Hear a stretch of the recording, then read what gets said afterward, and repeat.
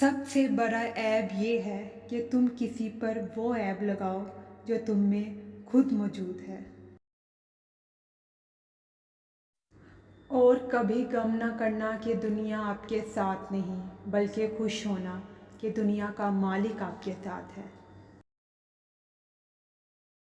انسان کی فطرت ہے کہ وہ لا حاصل کے لیے روتا ہے اور حاصل کو رلاتا ہے۔ نماز مٹی کے انسان کو سونا بنا دیتی ہے۔ اگر زندگی کو خوبصورت بنانا ہے تو سہنا سیکھو، نظر انداز کرنا سیکھو، خاموش رہنا سیکھو اور اکیلے جینا سیکھو۔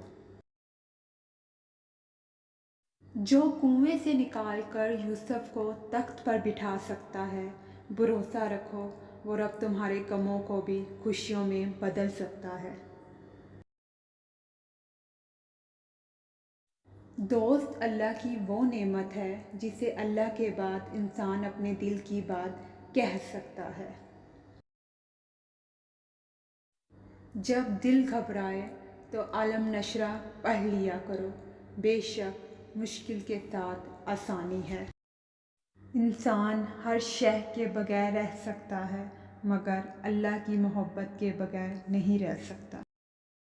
اللہ اس زبان سے نکلی ہوئی کوئی بھی دعا رد نہیں کرتا جو اس کے محبوب مصطفیٰ صلی اللہ علیہ وآلہ وسلم پر درود بھیجتی ہے۔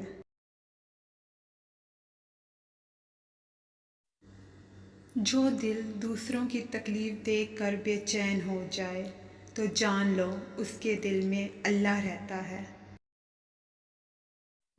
If you like the video, please like, share and subscribe to my channel.